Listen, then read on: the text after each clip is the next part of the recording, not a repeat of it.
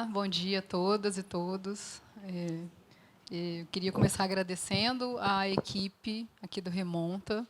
Esse projeto ele está sendo desenvolvido já há alguns meses e é uma equipe exclusivamente feminina. É bastante importante reforçar isso, né? Amanhã é o 8 de março, que é um dia para a gente, não é um dia exatamente de comemoração, mas um dia de pensar essa luta pela igualdade de direitos das mulheres, no enfrentamento à violência contra a mulher.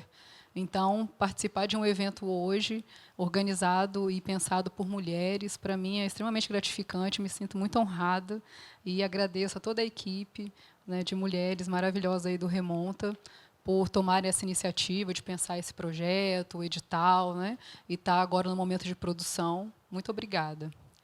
Quero também agradecer a equipe aqui da universidade por ceder os espaços, fazer essa troca, esse compartilhamento, né, o espaço aqui do Cine Metrópolis. Obrigada, Augusto, e a equipe que tem apoiado o projeto. Também o estúdio de música, que algumas, né, ações vão ser realizadas lá. E também agradecer a Secult, porque esse é um projeto com recursos públicos, e daí eu acho que demonstra também a importância da formação desses espaços, né, de discussão, de formação do audiovisual. Isso é extremamente importante que haja recursos também para pensar esse tipo de formação que fazem parte da cadeia do audiovisual. Então, são os meus agradecimentos. Agradeço o convite da equipe Remonta. A Joane me apresentou. Tem aqui o meu e-mail, está um pouco pequeno, está em azul ali na tela, gabriela.alves@ufes.br. Joane me apresentou, então não vou retomar essa discussão, mas sobre um pouco da minha trajetória, né, minhas áreas de interesse dentro de pensar o audiovisual. Tem muito a ver também com o meu interesse acadêmico. Eu busco juntar essas duas esferas, né, de atuação aqui na universidade, como pesquisadora e como professora, e também no campo da realização audiovisual. Tá? Então, teoria feminista, cinema, memória, gênero e cultura audiovisual. A minha, pensado rapidamente aqui a trajetória acadêmica, né, a última titulação foi pós-doutorado em Comunicação e Cultura na Escola de Comunicação da Universidade Federal do Rio de Janeiro, em 2018. E estou falando isso porque tem muito a ver com a minha atuação no campo do audiovisual. Como professora, tenho uma atuação um pouco mais extensa, de 24 anos, mas como realizadora audiovisual, a minha atuação é mais recente, tem 6 anos. E eu comecei impulsionada pela sala de aula, né, como professora do curso de cinema. Eu queria muito ter essa experiência também de estar realizando e fazer essa troca com os alunos. Então, eu busquei isso, essa minha formação audiovisual, já como professora aqui da UFES. Ela começou com um curso de roteiro, num espaço chamado Telezoom, no Rio, e, em seguida, eu dei continuidade a esses estudos de roteiro no pós-doutorado, né, esse interesse em estudar, em entender um pouco da técnica e de como pensar algumas questões ligadas a roteiro dentro dessa cadeia do audiovisual. E é o que me cabe hoje falar, né, sobre formatação de roteiro técnico. Essa é uma discussão bastante extensa, a gente precisaria assim, de vários encontros, né, para formatar uma ideia, até pensar um roteiro mais acabado. Então, a minha proposta hoje, que foi o que a gente dialogou no coletivo, é de tratar especificamente, falar um pouco sobre argumento, mas focar em personagens, né, e principalmente falando de representatividade. Então, eu vou falar de mulheres, vou falar de personagens mulheres também. Então, dando continuidade, essa minha trajetória como realizadora, eu tenho algumas produções recentes. Tem o filme Celas, que trata da relação entre maternagem e ambiente prisional, que eu pude roteirizar e dirigir.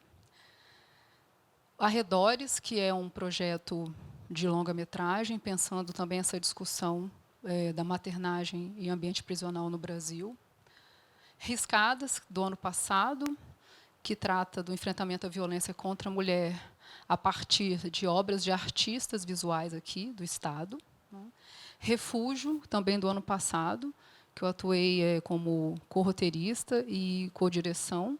É um projeto de um filme escola que a gente realizou aqui na universidade, que trata da presença de refugiados aqui no Estado. E o Cineclube Teresa de Benguela, que tem um carinho especial também, que é um cineclube que traz a produção de realizadoras negras. Aconteceu em 2017, 2018. Pude participar também do Tereza. Então, essas seriam as minhas referências audiovisuais enquanto realizadora desses últimos projetos que eu estive envolvida, né? Bom, então, cabe a mim falar sobre o roteiro, especificamente sobre personagens, como eu falei para vocês. E aí, como o Joane sugeriu, né, eu vou fazer essa fala inicial e a gente guarda alguns minutos do finalzinho da exposição para perguntas. Tá?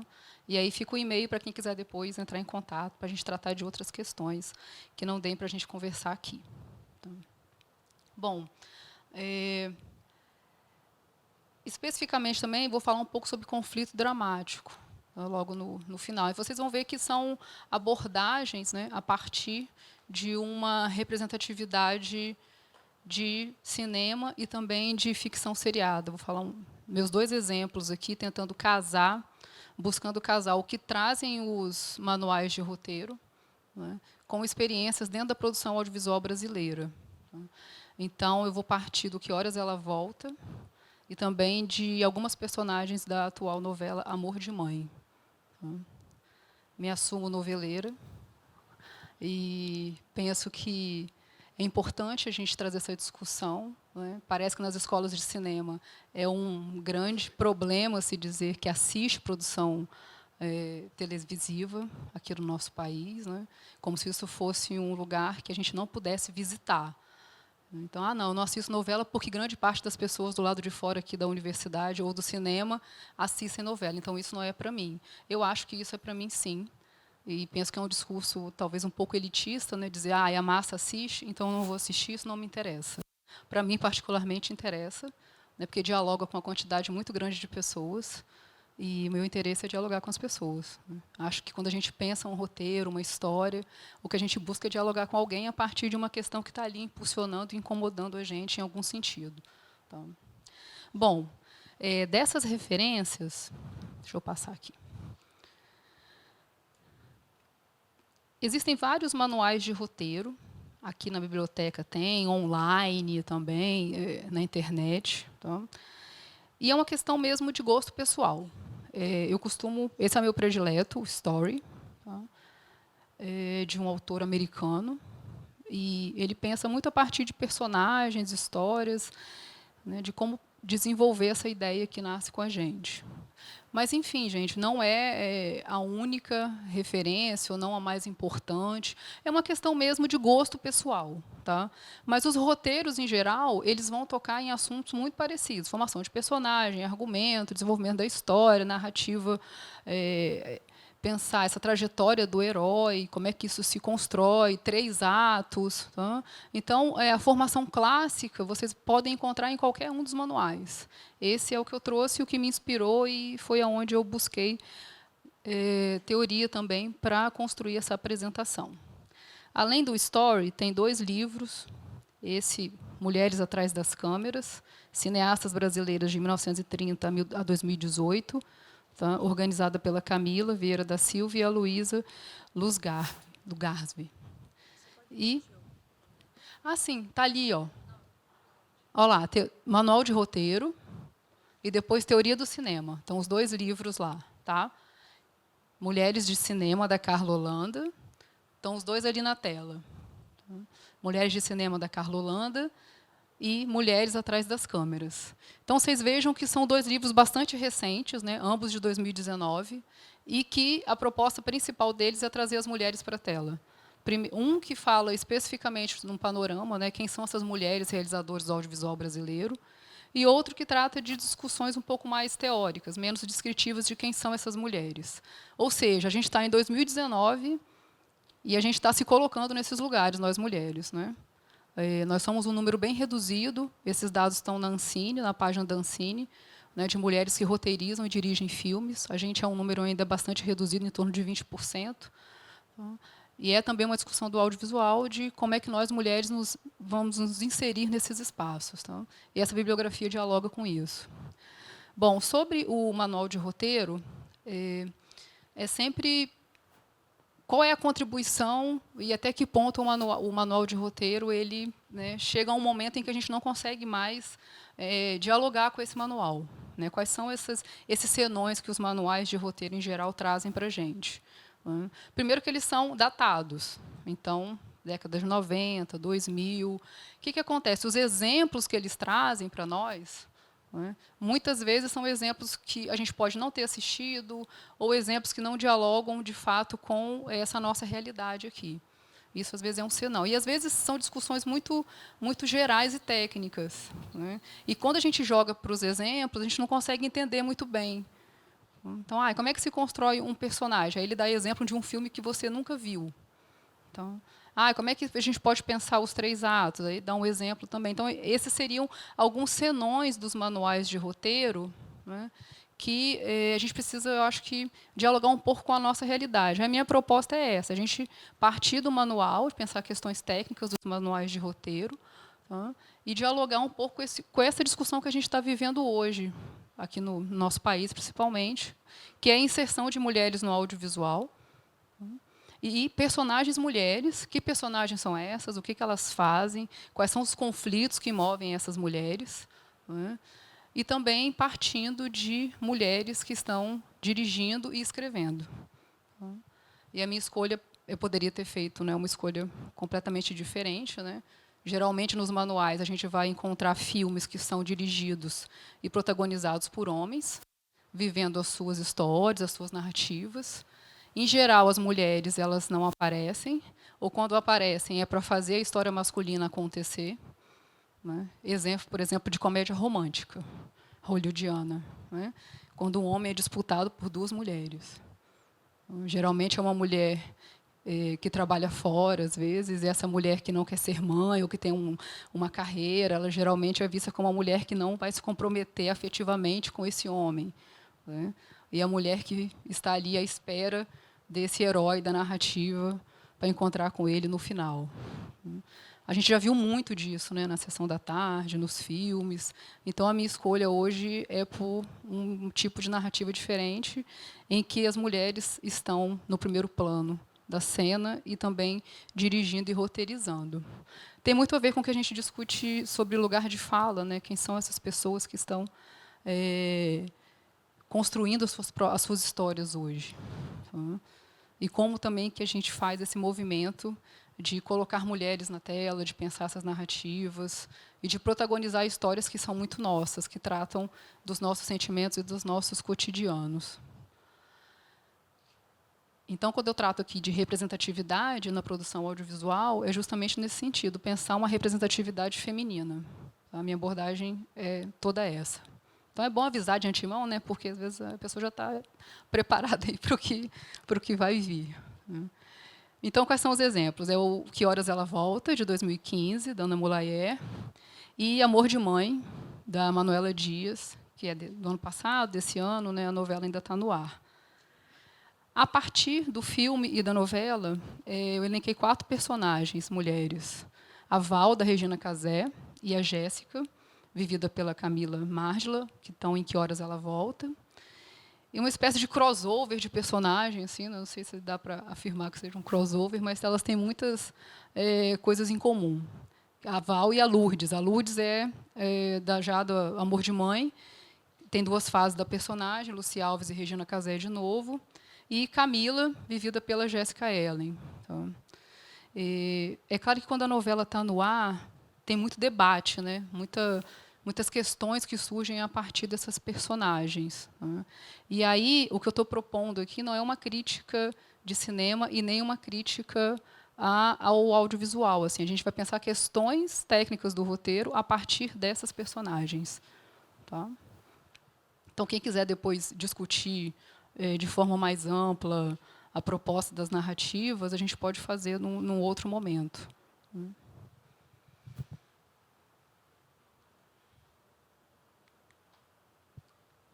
Bom, o argumento. Por onde a gente começa uma história? Né? Qual é o primeiro lugar? Assim, onde que nascem as ideias? Como que se conta essa história? A gente não tem uma fórmula única. Há pessoas que começam com o tema da sua história. né? Então, a vida dá muitos exemplos. Por exemplo, né, um jogador de futebol super conhecido. Quem imaginou essa história um dia, gente? Um jogador de futebol super conhecido é preso no Paraguai com um passaporte falso, né? Então, a realidade ela dá tapas da gente o tempo inteiro. Quem imaginou essa história do Ronaldinho Gaúcho? Não é só ele mesmo nos rolês aleatórios que ele faz. Mas tem gente que começa com a história, tipo, nossa, vi uma história interessante, quero falar sobre isso. Ah, eu tenho um personagem, uma personagem na minha cabeça que está comigo há muito tempo, né, e começo a história com o personagem, também é uma forma. Né? Ah, eu tenho um sentimento por alguma coisa e eu quero tratar a minha história a partir do sentimento que eu tenho. Eu, por exemplo, eu sonhava muito com que eu estava nadando assim numa praia, eu sonhei muito com praia. E aí era tipo um rio que congelava e eu tentava bater para sair do rio. Né? E aí eu comecei a pensar nessa coisa da clausura das mulheres. E aí me aliviou um pouco. Aí. Essa é mais barato do que pagar a terapia, eu acho. E aí é um sentimento que eu tinha comigo e que começou a me mover. Eu comecei a pensar essa coisa das clausuras femininas e, enfim, fui para esse lugar. Então não tem assim sabe, um modelo único, né, de onde que uma história vai surgir. Ela pode surgir então, né, de um tema, pode surgir de uma personagem, alguém que você viu, que você identificou na rua, algum parente também, né, que você pode gostar ou não dessa pessoa e aquilo ali te serve de inspiração. Ou também um sentimento, tá? O sentimento que a gente tem em alguma situação. Tá? Locais, aonde que a gente se inspira, né, para pensar sobre isso? Eu acho que os espaços urbanos, os espaços de trânsito entre pessoas, eles são bastante privilegiados. Tá? Ônibus, rua, elevador, fosso de prédio, que as pessoas, né, às vezes falam e você consegue ouvir dos vizinhos, né? Os prédios antigos têm muito essa coisa do fosso, do banheiro. Eu fico bastante no fosso lá ouvindo. A gente fica meio, é um trabalho meio que de investigação do outro, né? De percepção, de sensibilidade em relação ao que está acontecendo ao nosso redor. Então, a minha sugestão é que, quando vocês estiverem transitando nos espaços públicos, tirem o fone de ouvido, né? Olhem para as pessoas, ouçam o que elas estão ouvindo, prestem atenção no que as pessoas estão dizendo, nas gírias, nos comportamentos. Isso tudo é um material para quem quer escrever roteiro. Isso tudo ajuda muito a gente na percepção do outro. Tá? As redes sociais também são um termômetro bom, qual é o tipo de discussão que está acontecendo. Né? Então, essa história do Ronaldinho, por exemplo, quem é que fica imune? Né? A história do Ronaldinho, ou o que está acontecendo no BBB. Enfim, as redes sociais elas também são esse termômetro para nós. Mas eu acho que tem uma coisa que nenhum manual vai ensinar para a gente. E nenhum filme também vai ensinar, que é uma sensibilidade de olhar para o outro. Olhar, ouvir e respeitar esse outro. Porque a pessoa pode estar ouvindo um tipo de música que não é aquilo que eu ouviria no meu dia a dia. Mas isso pode se tornar algo da sua história. Um outro espaço também que eu acho super privilegiado de observação, supermercado. Né? Olhar carrinho, o que as pessoas estão consumindo, o que elas conversam. Né? Então, principalmente a gente que é do campo da comunicação, precisa estar atento o tempo inteiro. Né? E do cinema especificamente para quem vai escrever. Quem é esse seu personagem? Como é que você torna esse personagem complexo ou denso? Os manuais vão sempre falar disso, né? Do personagem que é complexo, que é denso, que é um personagem que tem falhas, que tem qualidades, né, que faz coisa certa, depois ele erra. Né? Ou seja, é um personagem como nós. Então, a gente se identifica na tela, geralmente, com pessoas que se aproximam da gente, né? Que têm uma busca, que os manuais vão chamar de jornada do herói. Né? Vou falar um pouco aqui da jornada do herói dessas mulheres, vai ser jornada da heroína, né, na nossa fala. Então, como é que essas pessoas, essas personagens, elas têm qualidades, defeitos, fazem coisas certas, fazem coisas erradas. E isso aproxima a gente dessas personagens e faz com que a gente se identifique com elas. Muitas vezes, nas aulas, os alunos perguntam a diferença assim, de um texto literário para um texto, para um roteiro. Né? O que diferencia um roteiro da literatura, por exemplo, que é também um outro espaço muito privilegiado, né? Ler literatura também ajuda muito a gente. Dialogar com as outras práticas artísticas, a literatura, as artes visuais, né? Isso é bastante importante da gente estar sempre com os olhos, os ouvidos muito atentos, né? Visitar uma galeria, né? Enfim, assistir filmes variados. A gente tem uma quantidade de material audiovisual hoje disponível por conta das plataformas de streaming, né, que é difícil até saber os títulos das séries, o que elas tratam, mas eu acho que é bastante importante dialogar também com esses outros lugares, na literatura, as artes visuais e a música, principalmente, tá, para pensar esses personagens. Muito no sentido de o que já foi feito e o que eu posso promover de novo, né, o que seu personagem traz. Essa, por exemplo, a aparição de mulheres nas telas, né?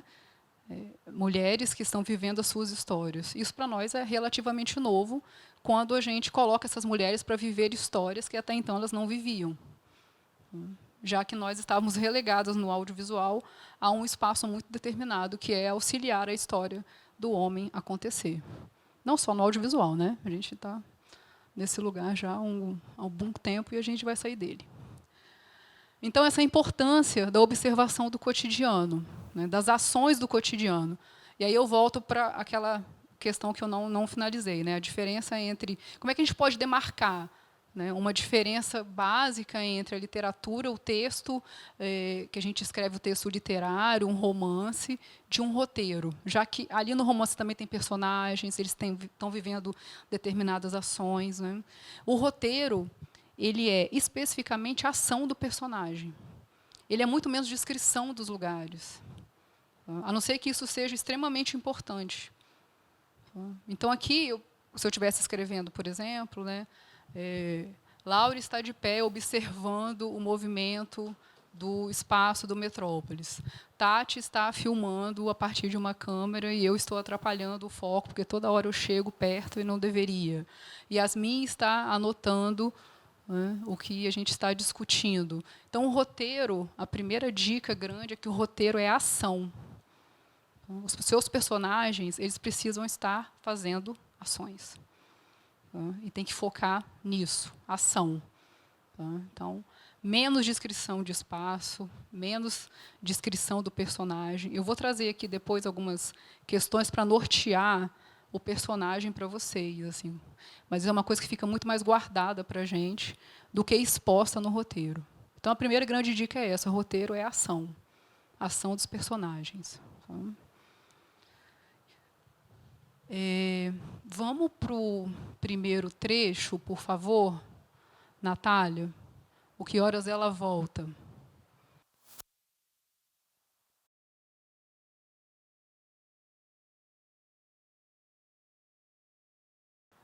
Bom, a gente poderia ficar horas aqui falando sobre o que horas ela volta e das questões e temáticas que ele aborda e que traz para a gente avaliar, ou, enfim, que nos colocam no lugar de pensar sobre, né, possibilidades dessa narrativa. Então, mas, como eu falei antes, eu vou focar nas duas personagens, na Val e na Jéssica, mãe e filha.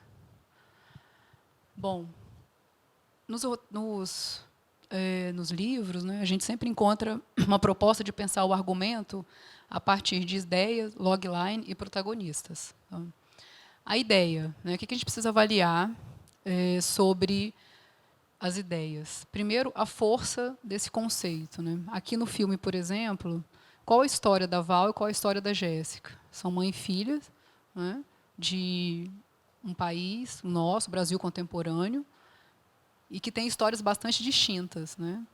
A jornada da heroína da Val e a jornada da heroína da Jéssica, apesar de ser mãe e filhas, elas são bastante distintas, né? E estão muito próximas também dessa ideia da maternidade, que a Val tem que deixar a Jéssica, né, para ir para São Paulo trabalhar e, a partir do trabalho dela, poder manter financeiramente Jéssica, né, em outro estado. Mas, para isso, ela tem que cuidar do filho de uma outra pessoa, ao mesmo tempo em que ela não está participando da criação da sua própria filha. Então, analisar suas ideias a partir da força de um conceito, né? Até que ponto uma história sobre uma mãe que deixa sua filha é interessante? Quantas vezes a gente já não viu essa história? Quantos de nós já não viu no seu cotidiano uma história como a de Val? Não é? Quantos de nós não tem histórias na vizinhança, ou nas casas em que a gente viveu, ou parentes, enfim, né, que tem um aval ali para cuidar do próprio filho, porque a família que gerou a criança não cuida, coloca aos cuidados de outra pessoa, ou alguém que teve que abandonar a sua filha para poder criar o filho de outra pessoa e, dessa forma, né, manter essa criança. Então, a história ela pode, né, ter sido vista ou contada já várias vezes, mas como que é a sua abordagem? Né? Essa é a força do conceito. Os interesses dos personagens e do mundo ficcional onde eles se movem. Né? Então, quando Jéssica chega na história, filha de Val, ela cria ali, né, entre esses personagens, uma nova forma de movimentação naquela família, nessa narrativa. Porque Jéssica não aceita. Né? Primeiro, o fato da mãe precisar ter abandonado e, enfim, para cuidar de uma outra criança. Ela não aceita a situação da mãe não ter uma casa, né? Não ter uma narrativa, não ter uma vida própria. E isso acontece bastante também nas novelas brasileiras, quando a personagem vivida por mulheres negras, geralmente são empregadas domésticas, e elas não têm uma história própria. A história delas só acontece quando elas estão na casa dessas pessoas em que elas trabalham. Então, acontece somente ali. Aqui, essa personagem da Regina Casé e a filha, né, a partir das contradições dessas personagens, elas vão movimentando esse mundo ficcional. Então, quando se fala de mundo ficcional, essas ações em que essas personagens estão inseridas, né, e o que acontece ao redor dessas ações. Como que essas personagens, né, lidam com essas situações que estão colocadas nessa história. Tá? E a gente viu aqui nos vídeos sobre o filme. Eu trouxe esse filme porque eu imaginei que muita gente já tivesse assistido e que a gente pudesse dialogar então com mais facilidade, né? Eu poderia ter trazido qualquer um outro, mas eu queria a produção de mulheres brasileiras e um filme que a maioria de vocês tivesse visto. Tá? Então, aqui, quando pensa essa personagem da Jéssica e da Val, como que a personagem da Jéssica ela vai colocando questões para nós que até então não são tratadas dentro do cinema brasileiro. Como que uma menina que vem do Nordeste, né, consegue passar num vestibular de uma faculdade super concorrida na USP, numa faculdade de arquitetura. Por que estudar arquitetura? É a pergunta que fazem para ela, né, já meio que criando uma situação de exclusão. Então, é possível falar sobre mães e filhos a partir de perspectivas novas, a partir de perspectivas diferentes. Porque as ideias, no geral, os sentimentos que nós temos, né, aquilo que a gente vive na realidade, já foi contado em algum momento. Alguém já escreveu sobre isso, seja na literatura ou no cinema. A abordagem sobre esse assunto é que está ligada à ideia da originalidade, né, da força desse conceito. Então, falar sobre uma mãe, ainda há muito espaço para falar sobre uma mãe, mas a partir de uma perspectiva diferente, né, daquilo que a gente até então não viu. É possível falar também sobre uma moça que vem para São Paulo fazer vestibular e a força que ela traz nessa narrativa. Né? A história de Jéssica é uma história que eu tenho a oportunidade incrível de lidar com várias Jéssicas no meu cotidiano aqui na universidade. Né? Acho que o sistema de cotas proporcionou isso, essa mudança tão necessária e importante que a gente tem na universidade hoje. E aí eu consigo conviver com várias Jéssicas. Assim, esse filme me emociona muito porque traz essa personagem que até então, quando que a gente viu uma personagem como essa no cinema? Né? Quando que a gente consegue perceber a presença de uma personagem como Jéssica? Tá? Então, essa história, né, essas ações em que Jéssica está inserida, né, ela não aceita viver ali naquele quarto, então vai ter um determinado momento do filme que ela vai ocupar a casa, e depois ela vai sair dessa casa.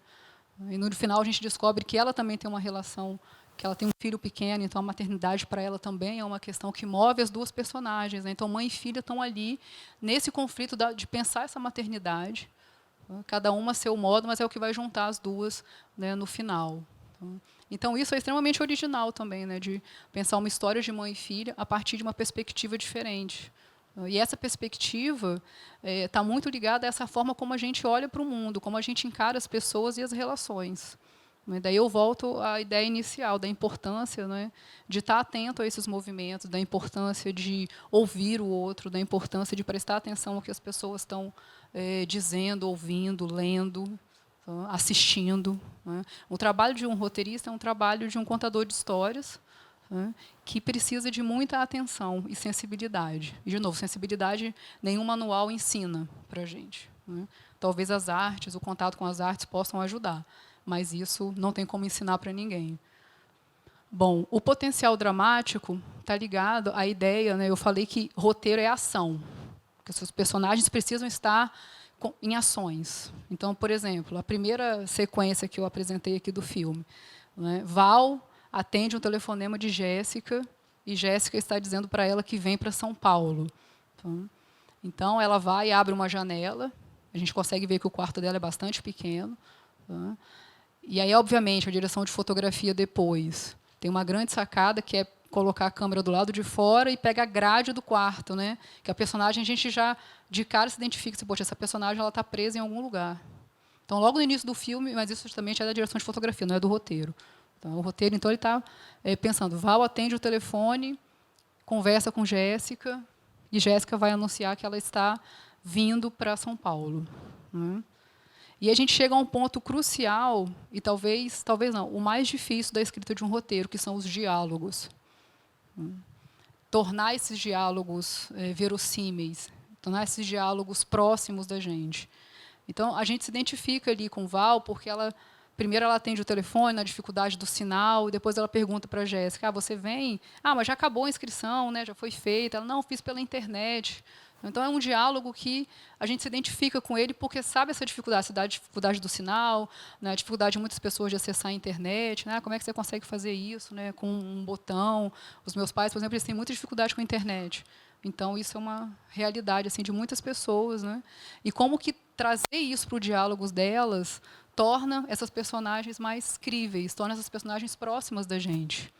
Então, enfim, em várias outras sequências, né, quando a Jéssica passa no vestibular, é uma sequência incrível, assim, eu gosto bastante dela, que acho que essas situações ali desses conflitos de classe que o filme também traz, eclodem nesse momento, né, e é bem interessante. Mas, voltando à questão dos diálogos, né, que é o que sustenta um roteiro. Obviamente, você pode optar por uma história em que os diálogos apareçam muito pouco. Essa, inclusive, é uma dica para quem está, né, fazendo os primeiros roteiros. Comecem com poucos diálogos. Personagens com poucos diálogos. Escrever os diálogos é realmente uma tarefa bem difícil. Para vocês terem uma ideia, existe uma profissão chamada dialoguista, que é só pessoas que trabalham com formação de diálogo para roteiros. Tá? Então, escrever diálogo realmente não é uma tarefa simples. Ele requer um trabalho, né, de experiência técnica mesmo na escrita desses diálogos. Tá? Um roteiro ele vai sofrer vários tratamentos. Em geral, os roteiros de longa-metragem eles sofrem vários tratamentos, não ficam na primeira versão, nunca é. Mesmo os roteiros de curta, né, eles sofrem várias alterações que são importantes. Tá? Então, realmente, a construção de diálogos é difícil. A gente precisa se dedicar bastante tempo para chegar a um ponto em que esses diálogos se tornem críveis. Tá? Obviamente, isso vai depender depois, numa outra parte da cadeia, que é ter um bom ator, uma boa atriz vivendo aqueles diálogos. Tá? Mas, partindo desse nosso lugar aqui da escrita do roteiro, essa é uma questão para pensar. Né? Então, primeiro, observar onde está a sua história.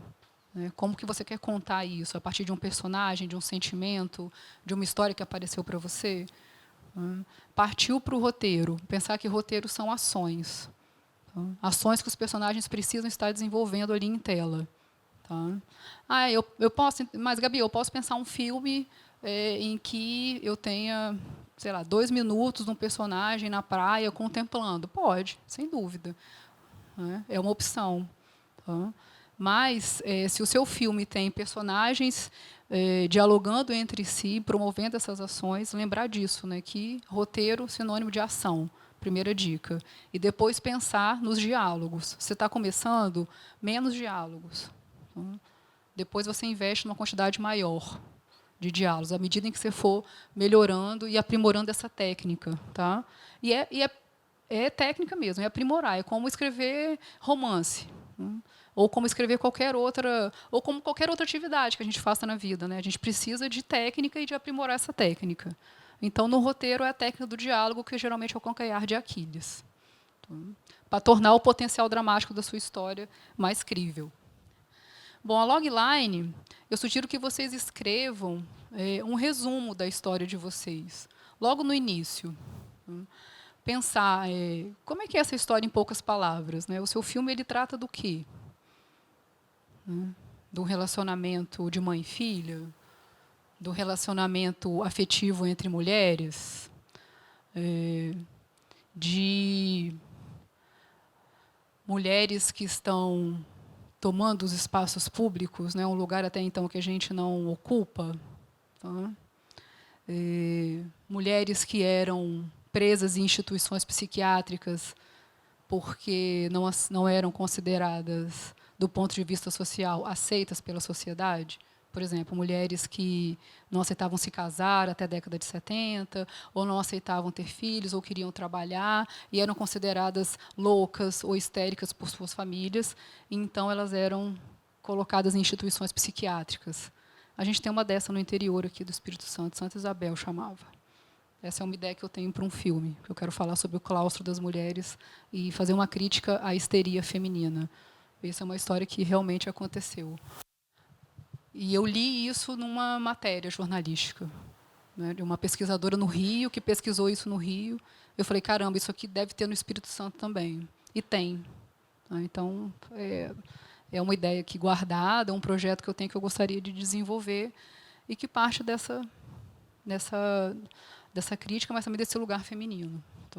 Então é isso, é uma história em poucas palavras. Né, 1, 2 linhas sobre o que é a sua história.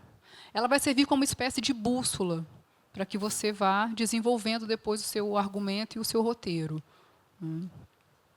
E aí é importante, nessa logline, pensar o protagonista ou a protagonista e qual é o objetivo e obstáculos que essa protagonista tem. Então, no caso do Que Horas Ela Volta, né, tem a Val. A jornada da heroína da Val e a jornada da heroína da Jéssica. O que a Jéssica quer? Qual é o objetivo dela? Vir para São Paulo, passar no vestibular de arquitetura. Quais são os obstáculos que impedem a Jéssica de conquistar isso? A Val, qual é a jornada da heroína da Val? A princípio, ela é apresentada para nós no filme como essa mulher que trabalha na casa dessa família que cria o Fabinho. Né? Na prática, ela que faz a relação materna com o Fabinho é muito maior com a Val do que com a mãe biológica. A princípio, ela não tem, no início do filme, uma jornada muito bem delimitada. A chegada de Jéssica mostra isso para nós, né? Porque coloca a Val num outro lugar. Ou seja, está movimentando essa história. Então, esses acontecimentos que vão surgindo ao longo da narrativa, eles servem também para ir movimentando essa história. Então, primeiro apresenta a Jéssica, primeiro apresenta a Val, né, naquele cotidiano, e aí chega a Jéssica, movimentando essa narrativa, né, com esse desejo de passar no vestibular e as questões que ela vai colocar para a Val. E a personagem da Val ela se transforma ao longo do filme a partir disso, né, a partir da relação que Jéssica constrói com ela e das inquietações que a Jéssica traz. Por que a gente tem que morar aqui? Por que a gente não tem uma casa? Né, por que você não me criou? E a própria Jéssica também, com o desejo dela de passar no vestibular. Quando o filme termina, a gente não tem essa resposta, né, se ela passou ou não na segunda fase, mas elas vão morar juntas e a Jéssica revela que tem um filho. Então, é uma forma de movimentar essa narrativa a partir da chegada dela, das questões que Jéssica traz, das contradições também na relação delas com essa família, que vão acontecendo ao longo da história, são momentos específicos. Então, se vocês forem assistir qualquer produção audiovisual, no meio dela, se ela tiver 1h30, na metade, o que acontece ali para a narrativa, né, esses pontos, esses ganchos que vão dar essa movimentação na estrutura da história. Tá? E isso tudo é pensado. Né? Um exercício muito bom também, para quem gosta de ver série, ou qualquer tipo de narrativa, seriada, narrativa ficcional ou documental, é porque eu acho que a maioria das pessoas agora assistem muitas séries. Né? Eu também assisto muita série. E é interessante assistir com um bloco do lado, sabe, com um caderno, anotem coisas que vocês julgam interessantes. Tá? Olhem a estrutura. Né? Como é que começou? Em que minutagem entra um personagem? O que esse personagem traz de novo? Como que isso movimenta a narrativa? Tá? Primeira personagem que aparece para a gente, quem é? Qual é a história desse personagem? Quando que a história dele vai mudar? É a partir da entrada de um outro personagem? Quem é esse outro personagem? Tá? Que aí a gente já está estudando a estrutura do roteiro. A gente vai falar pouco hoje porque não dá tempo, né, para falar de estrutura. Mas é exatamente isso. Qual é o momento que os personagens entram e que mudam a história? A gente precisa disso, dessa movimentação na história. Tá? E ela vai acontecendo a partir desses obstáculos que o protagonista vai enfrentar e da chegada também de novos personagens nessa narrativa. É bom também um bloquinho no cotidiano, na vida, na mochila, na bolsa, ouvir um diálogo interessante. Eu falei da dificuldade de construir diálogos. Às vezes, os diálogos estão na vida da gente. Uma vez eu estava no supermercado, na seção de desodorantes, e tinha 2 pessoas discutindo sobre a ida do homem à Lua. Uma coisa incrível, assim, você tem que chegar e anotar isso. Porque a gente esquece, é muita informação, muito site, muita série na cabeça. A gente esquece, às vezes a vida dá os diálogos para nós. Você vai usar em algum momento? Não sei, pode ser que use ou não. Então, eu tenho um roteiro lá de um filme no supermercado, que, sei lá, tem uns 5 anos, os alunos que estão aqui, ex-alunos, todo mundo sabe disso, que eu vi falando desse filme no supermercado, mas que nunca fiz, nem sei quando vai rolar. Só que tem essa questão do supermercado comigo há muito tempo. Né? E vocês podem estar em outros lugares que sejam para vocês interessantes de pensar. Né? Onde que essas conversas estão acontecendo? São no banal, são no cotidiano, não tem nada de extraordinário, muitas vezes. Não precisa ser extraordinário. São ações do cotidiano que estão ali com a gente, no ônibus, na rua, no supermercado, no fosso do banheiro, do prédio, sabe? Na universidade. E essas situações vão acontecer, a gente precisa estar sensível só para identificar essas situações e guardar com a gente. E aí vocês criam a forma que vocês preferirem de guardar essas situações, essas emoções, né, que elas tendem a não se repetir. Quando que eu vou de novo estar na sessão lá de desodorante e vão ter 2 pessoas falando sobre o homem ter ido à Lua e que aquilo era fake, que os Estados Unidos dava para ver a sombra, enfim, toda aquela discussão que a gente vê na internet. Mas com toques daquele diálogo que é único. Né, e que, se eu fosse pensar, certamente não seria aquele diálogo, né, porque veio dessas pessoas. Então, bom, então esse protagonista, né, focando agora na ideia do protagonista, esse protagonista precisa ser forte, assim, precisa, além de viver uma história que tem obstáculo, porque geralmente um filme é isso, né, você tem um protagonista querendo chegar a algum lugar. Então, Jéssica quer passar no vestibular e veio para São Paulo. E daí ela tem alguns obstáculos para chegar, e tem a relação com a mãe também que precisa acontecer. Né? Então, pensar, quando você estiver escrevendo o protagonista, quais são as motivações e interesses que seu personagem tem. Tá? O que motiva seu personagem? Qual o interesse dele? Tá? E qual o arco de transformação? Né? A Val, por exemplo, ela se transforma. Né? Alguns acham que é na sequência da piscina, por exemplo, quando ela fala, olha, né, esse espaço não é mais limitado, que a Jéssica cai na piscina no dia anterior e a dona da casa manda tirar a água toda, que diz que tinha um rato na piscina. E, a partir daí, a Val entra na piscina e daí ela, né, aquilo move, aquilo é uma mudança no comportamento dela. É como se ela dissesse, não, minha filha não é um rato, eu não aceito essa situação e eu não quero mais esse limite. Né? Então, muitas vezes, isso não precisa ser dito pelo personagem. Ele está numa ação dramática. A entrada de Val na piscina é uma ação dramática. Ela não precisa dizer isso para nós. Não precisa estar no roteiro. Também é uma forma, não precisa estar no diálogo. É uma forma de você fugir do diálogo, muitas vezes. Né? Uma forma estética, sensível, mas que, para quem está começando, é uma saída interessante. Ao invés de construir um diálogo de Val dizendo isso, né, não aceito que vocês tratem minha filha desse jeito, não quero mais esses limites, né, coloca a Val na piscina, ela ocupando aquele lugar, e, a partir daí, ela vai querer sair daquela casa, né, e a narrativa dela vai mudar. Esse é um arco de transformação. Pense também nos personagens secundários, tá? E como que se relacionam. Né? As pessoas da casa, por exemplo, em que a Val trabalha, tem uma relação com elas, né, em vários momentos de preconceito. Preconceito com a comida, não vou comer essa cocada aqui que você trouxe. Você quer estudar arquitetura, tem certeza? Só faltaram dizer para ela, isso não é para você. Né? Você não merece, você não pode estar nesse lugar. Então, são formas também do seu personagem dizer coisas ou estar em ações. Né? Eles não dizem isso para ela, mas fica o tempo todo aquele desconforto, né, sobre Ah, você quer estudar isso? Nossa, eu não vou comer a comida que você trouxe. Criam esses lugares, né? Obviamente, também depois a escolha dos planos, da fotografia, do som vai contribuir para isso. Mas na escrita isso já está colocado.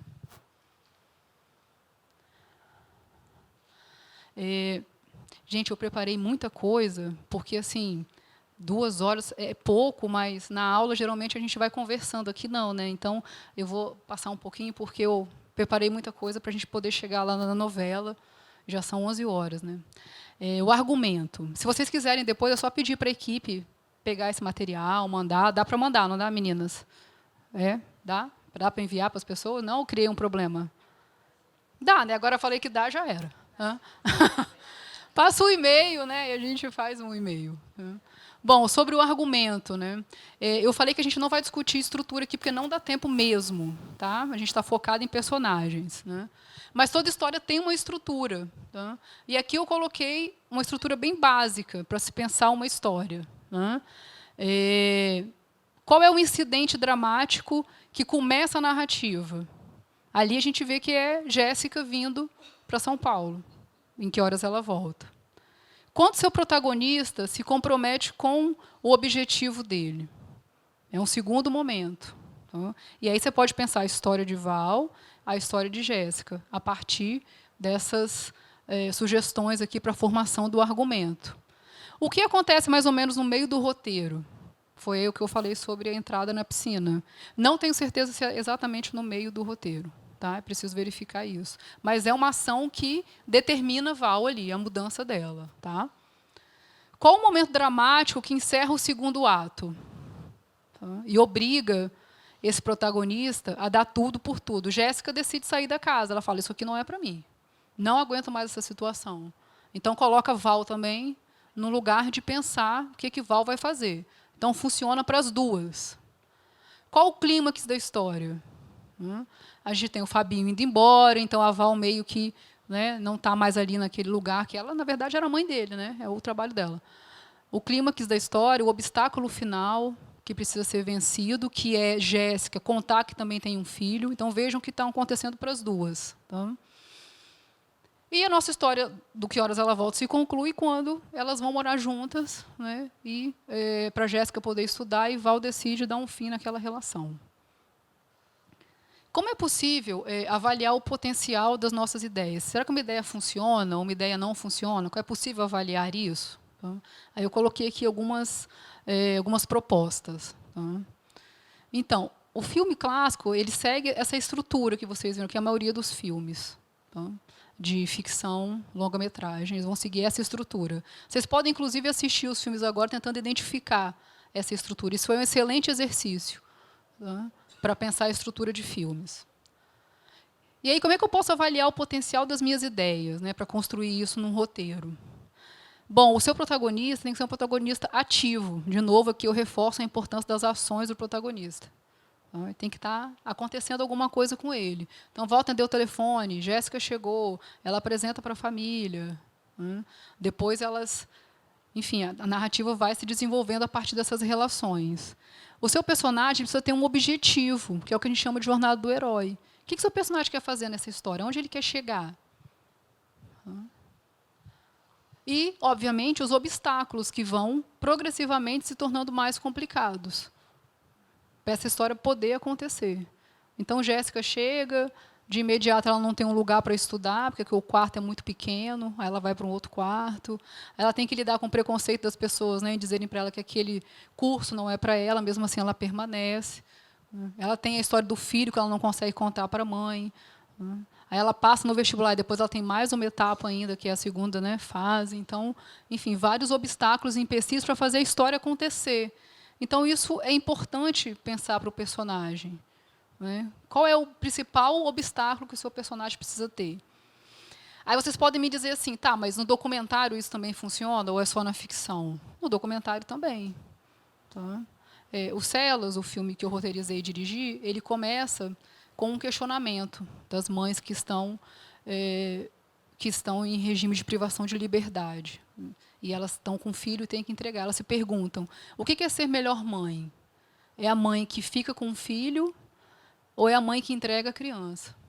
Então, depois o filme vai se desenrolar, é um curta-metragem, ele se desenrola a partir dessa colocação, que já está desde o início do filme. A primeira, né, fala é essa. Né? Então, eu ouvia muito isso das mulheres enquanto estava fazendo as gravações do filme. Isso, então, é o que move a narrativa. É a gente pensar sobre isso. Tá? E, no final, você não tem uma resposta. Tá? Então, são as decisões que a gente vai tomando para criar essa narrativa, mesmo no documentário. Tá? Que, para mim, a principal diferença entre documentário e ficção não é que um lida com a verdade, o outro com a mentira, nada disso. É a decisão na hora de montar o filme. Assim. É uma decisão ética. Está muito mais ligada à ética do que a qualquer outra questão.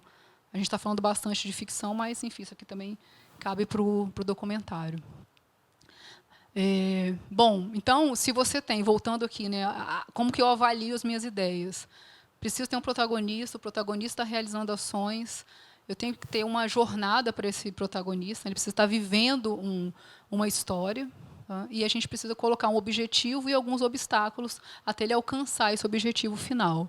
Os filmes hollywoodianos, em 90% dos casos, eles usam essa estrutura e trabalham com essa ideia do protagonista. Tá?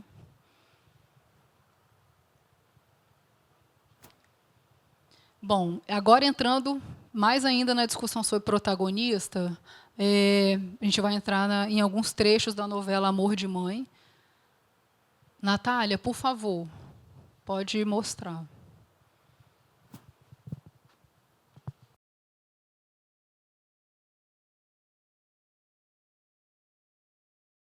Pessoal, essa sequência ela é tirada de TV, porque a gente não tem internet aqui, então a gente teve que baixar, né, algumas sequências. Eu não estou recebendo do Jabá da Globo, tá? É porque a gente teve que baixar para apresentar os personagens.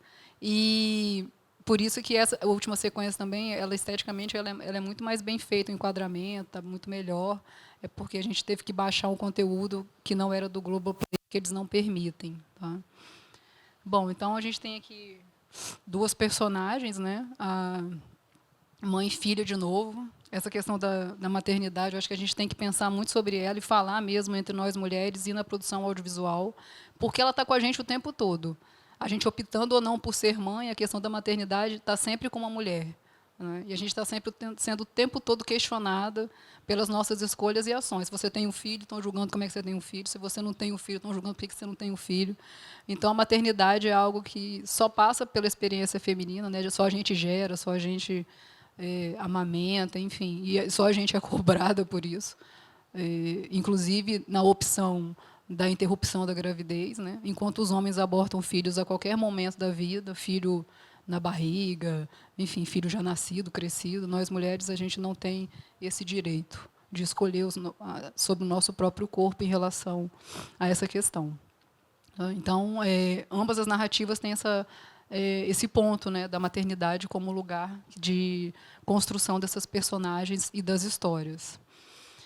E, enfim, escolhi Amor de Mãe também, pensando que grande parte de vocês tenham oportunidade de já ter assistido de alguma vez, algum momento, a novela, e as personagens que me chamam mais atenção na narrativa, que são mãe e filha novamente, né, Lourdes e Camila.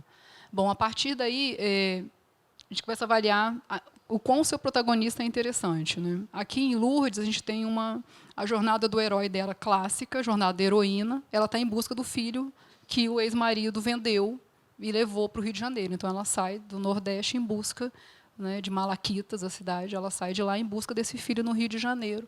Então, essa é a jornada da heroína da Lourdes. Chorou, né? Eu sempre choro também, quando eu estava preparando essa sequência em casa. Aqui também eu falei, não, eu vou assistir bastante em casa, porque eu não vou chorar lá na hora, mas é bastante difícil. Né? Tá? A Lourdes, por exemplo, qual mãe que não tem a foto dos filhos junto de um altarzinho, né, com algumas santas? A minha mãe tem muito isso, assim, de guardar as fotos dos filhos perto do altarzinho, assim, com as entidades que ela prefere. Então, essa personagem ela tem essa força, né, de pensar essa maternidade, uma maternidade bastante diversa, ela tem vários filhos, mas o que move a Lourdes é a jornada da heroína dela, de buscar o filho que foi vendido pelo ex-marido. Né? Então, toda a narrativa dela se constrói a partir disso. A novela não tem só ela de personagem, tem mais duas outras personagens, que também a questão da maternidade é o que move essas outras duas personagens. Tá? Mas aqui não vai dar tempo da gente falar sobre elas. E a Camila, que, de novo, é essa personagem que chega implodindo as estruturas, assim como Jéssica, né? Ela traz para a narrativa situações, ações dramáticas de uma personagem que, até então, a gente não via com muita frequência na tela. Né? Então, a Camila ela é dona dessa novela, assim, a personagem, na minha avaliação, que mais cresce e dialoga. Né? A Camila é professora de história, ela quer salvar o mundo, e as ações dela, agora ela é mãe, enfim, esse diálogo entre as duas, né, é uma sequência enorme para a novela. Assim, a gente não está acostumado com esse tipo de tempo, de minutagem em novela, né, com duas câmeras só acontecendo. Mas o diálogo delas, né, é muito incrível, né, porque traz para a gente essas questões que todas nós mulheres, eu acho que a gente se identificou com alguma das falas desse diálogo. Né. Então, amanhã, 8 de março, eu quis trazer também aqui para nós hoje, para nós mulheres, e para homens também ouvirem sobre isso, né, da dificuldade que é ser mulher, das violências que a gente sofre. Né. Camila é uma mulher negra, então ela tem mais preconceitos, mais opressões ainda. Tá?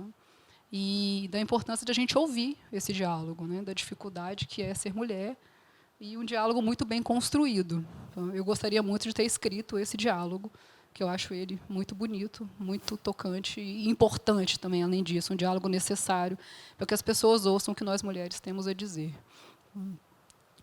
Enfim, essa protagonista, ambas as protagonistas, né, tanto Lourdes quanto Camila, né, o interesse delas de acompanhar essas histórias está muito nisso. Elas são personagens interessantes do ponto de vista técnico de um roteiro. Né? Elas, geralmente, os personagens mais fortes das narrativas são os personagens que a gente não esquece. Tá?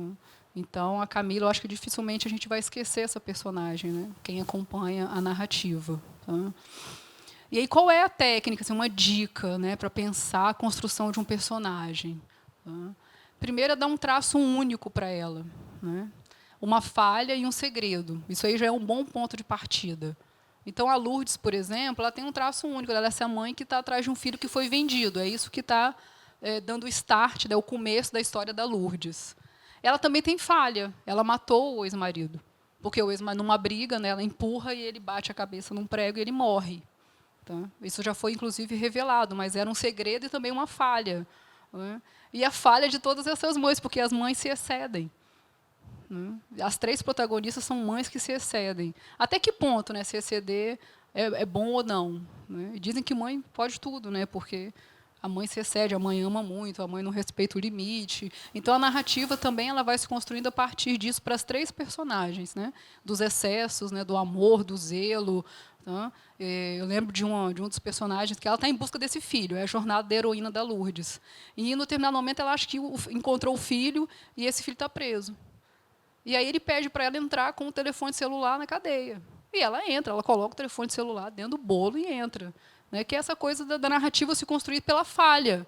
Né? A gente sabe que isso não é correto do ponto de vista jurídico e ético. Mas, para uma mãe, isso é correto? A mãe deixaria de fazer isso por um filho? Então, esse enredo da maternidade também lida bastante com isso, né, com esses limites do amor materno. Até que ponto isso é certo e errado. E torna essa personagem incrível, porque ela erra também. Né? Ela tem uma falha, ela tem um problema, ela tem muito amor, ela quer estar perto dos filhos, mas ela também faz as cagadas. Né? E fazer a cagada é legal, porque do ponto de vista técnico do roteiro, porque mostra que, né, não, a gente não é o único que faz cagada. Tá? Um segredo, esse segredo dela já foi revelado, mas a gente ainda tem um segredo maior, que é quem é esse filho, né, que todo mundo aqui que acompanha a novela já deve saber. Então, inclusive, a Katy Perry falou que estava grávida esses dias, né? Aí tem um meme rolando aí na internet, a Lourdes falando que achou Domênico, que Domênico é o filho da Katy Perry. É super engraçado, né? Porque todo mundo ela acha que é o filho. Bom, então você deu esse traço único, né, para o seu personagem, que eu dei o exemplo da Lourdes. É algo inesperado ou até paradoxal. No caso dela, né, é matar o marido, por exemplo, né, levar um telefone celular para o filho escondido dentro de um bolo e entrar na penitenciária com isso. Tá? essa falha, um segredo, é tornar esse personagem, o personagem ele não pode ser correto o tempo inteiro, entende? Porque a gente não é correto o tempo inteiro. Tá? A partir das nossas noções de ética, de moral, a gente erra, a gente desliza. Né? E os personagens também. Então, é importante que ele tenha algo paradoxal. Tem alguns exemplos aqui do manual de roteiro. Né? Então, uma psicóloga que tem pesadelos, né? Um bandido que escreve sonetos no tempo livre. Enfim, pode ser um traço físico, uma atitude, um hobby, tá? Mas qualquer coisa que torna uma marca do seu personagem. Tá? Uma falha, né? Isso também, esse exemplo está no manual de roteiro. Indiana Jones, que tem medo de cobra. Né? Como que um cara que é tão aventureiro vai ter medo de cobra? Né? E como que esses nossos... A Camila, por exemplo, né? Ela também se excede. Ela é uma professora que quer mudar o mundo, e aí a escola é ocupada, em determinada altura da narrativa. A polícia vai entrar na escola e ela vai estender uma faixa assim, para a polícia não atirar, né, porque é uma escola, e ela mesma leva um tiro, assim, né, dos excessos da personagem, sabe? É isso, né, essa nossa busca que todo mundo aqui tem uma busca. Né? Todo mundo quer, em algum sentido, fazer alguma coisa. A Camila quer mudar o mundo pela educação. Ela acredita naquilo, não permite que aquela escola, né, seja fechada. Em determinado momento da narrativa, a história da heroína da Camila era essa. Ela queria fazer essa escola permanecer aberta. Então, ela não se coloca limite, ela vai até, né, fazer isso, e ela leva um tiro, e logo depois é aquela sequência que eu apresentei para vocês delas no hospital. Tá? O segredo assim que tinha com a Camila, ela é adotada, assim, não é um segredo, assim, a Lourdes sempre falou, mas a gente que assiste não sabia, né, que essa mãe também já apareceu, e essa história agora vai começar a se desenrolar. Ela descobriu quem é a mãe biológica, ela não quer se aproximar da mãe biológica, a mãe biológica quer a aproximação, de novo a coisa da maternidade vindo na narrativa, e aí agora essa história também serve para movimentar, né, a chegada da mãe da Camila aconteceu semana passada, eu acho.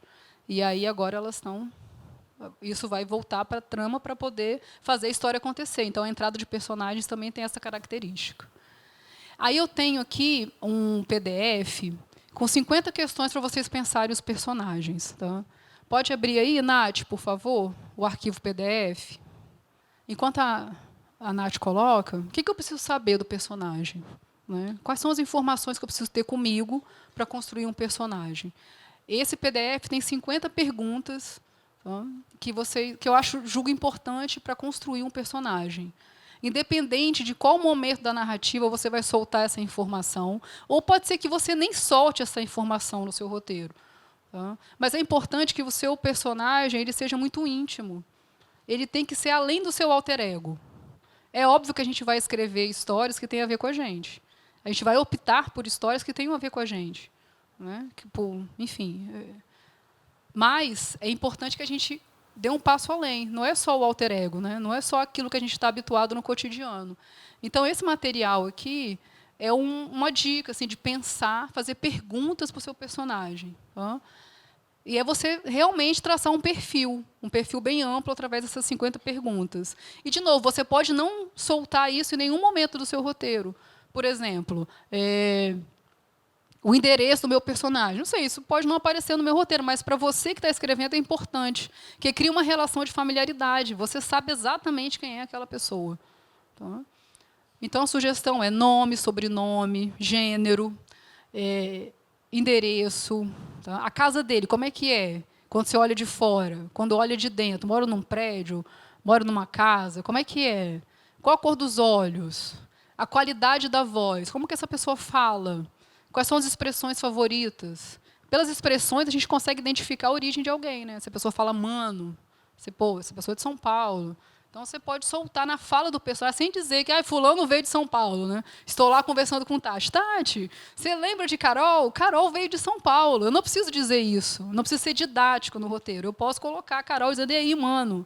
As pessoas já vão entender, né, que Carol veio de São Paulo. Tá? Quais são as características dela gestuais? Ela rói as unhas da mão, anda mancando. Se meu personagem rói as unhas da mão, eu, indiretamente, estou dizendo que é uma pessoa ansiosa. Se anda mancando, é porque algum acidente aconteceu com ele no passado. Então, se o personagem já entra mancando, poxa, né, eu posso resgatar isso lá na frente como uma marca desse personagem. Tá? Sem dizer o que aconteceu. Já vou dando algumas pistas. Né? Essa pista que está na estrutura que faz com que a história se desenrole. Tá? Que tipo de roupa usa? Né? Só anda de preto? Tá? Imagina, a pessoa que só anda de preto em Vitória, ou está trabalhando, né, na produção, é gótico suave, enfim, a gente não... Né? Quem imagina uma cidade litorânea, a pessoa só andar de preto. Tem alguma marca ali, por que essa pessoa escolheu. Tá? Grau de instrução, experiência. Pode passar, meninas, por favor, pode ir descendo, por causa do tempo também. Ó, pode ir indo. A gente já passou até o 9. Pode ir descendo, por favor.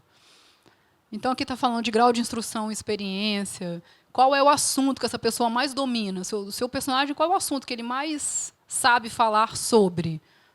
E uma coisa que ele não sabe, não tem a menor noção, tipo, sei lá, física quântica.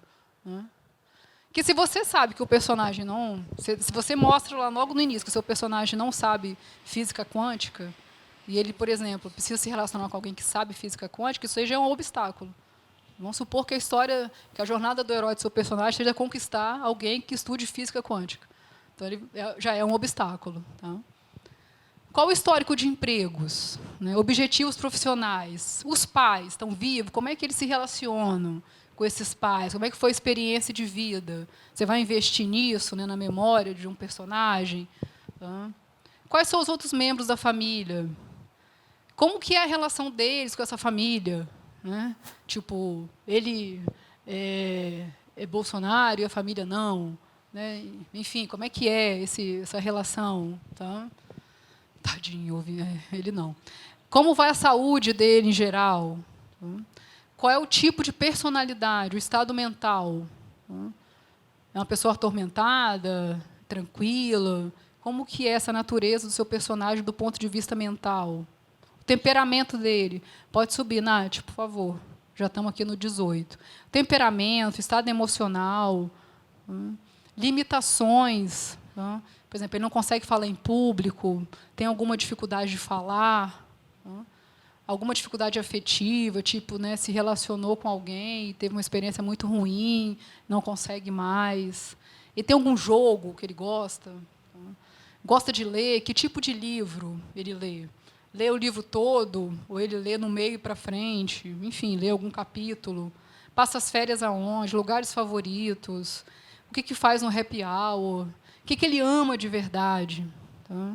Que rede social ele acessa, tem animais domésticos ou não, por quê? O que seu personagem, o que ele ri de quê? Tem pessoas que ajudam seu personagem, quem são os amigos dele? Quem se opõe, né? Quem se põe, na verdade, no caminho do seu personagem?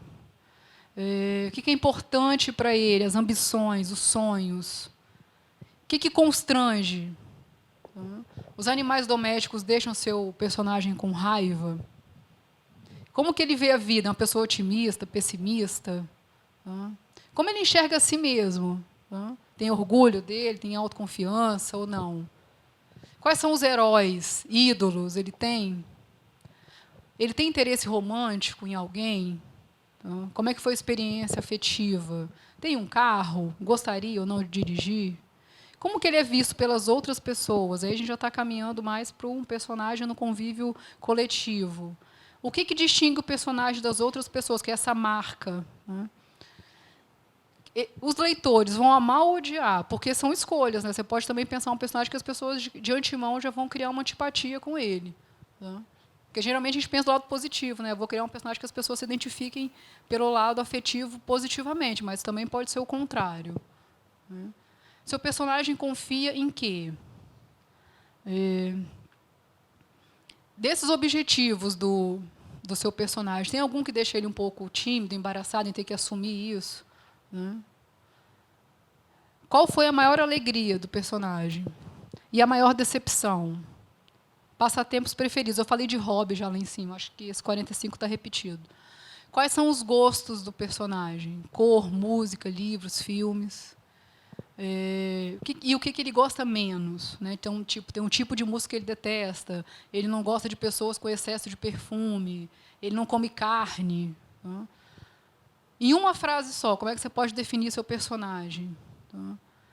Nessa sua história, o que seu personagem quer? Isso aí já é, né, a jornada do herói.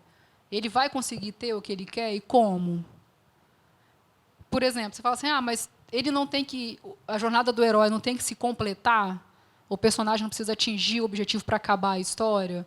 Não necessariamente. A Jéssica, em que horas ela volta, a gente não sabe se ela vai ou não passar no vestibular. Né? Então, a gente não tem essa narrativa totalmente concluída. Tem ela com a mãe. Ela e a Val, elas vão viver juntas e resolvem essa questão afetiva ali. Mas ela passar no vestibular ou não, a gente não sabe. Nessa história, qual o maior problema do seu personagem? Como sua situação poderá piorar e como ela será resolvida? Que aqui você tem a base da estrutura na pergunta 50. Né? Os obstáculos, como que ela vai resolver. Então, isso aqui são dicas para pensar um personagem. Tá? Eu sei que é um pouco extenso e as pessoas falam, será que eu vou precisar disso tudo? Acho que sim, vai precisar. Por mais que você não mostre isso no seu roteiro. Mas isso cria identidade do seu personagem e aproximação de quem escreve com quem está sendo descrito.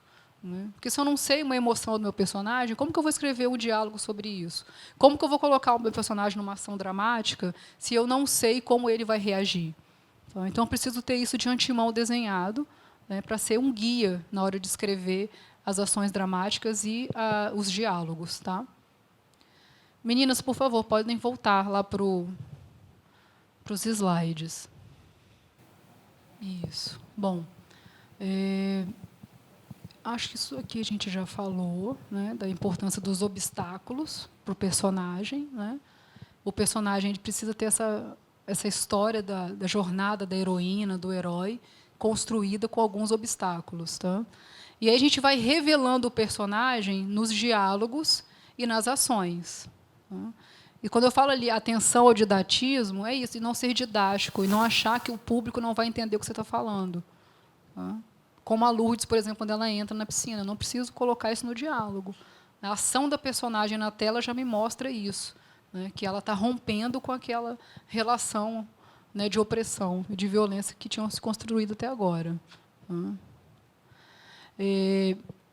Uma dica também é pensar em 20% a 30% dos diálogos só, dentro do seu roteiro, quando está começando, né, um roteiro de ficção. Então, não tem essa pretensão de criar muitos diálogos logo no início. Vai devagar, cria poucos diálogos, né, e vai trocando. Assim, a gente tem muito pouco essa prática aqui em Vitória, que é dessa troca, né, de escrever juntos, de outra pessoa poder ler o seu roteiro, te dar dicas sobre ele, e, a partir daí, você pensar um outro tratamento. Isso é extremamente importante, né, nessa troca. E também quando for pensar personagens que estão fora do seu universo de vivência. Então, eu sou homem e quero escrever sobre uma personagem mulher. Escreva junto com uma mulher. Né? Convide essa mulher para escrever com você. Tá? Eu quero falar sobre periferia, mas eu não vivo essa realidade. Então, você precisa ter alguém ali com você, né? Fazer esse trabalho cooperativo para escrever sobre determinados assuntos que não dizem diretamente sobre o seu universo. Tá?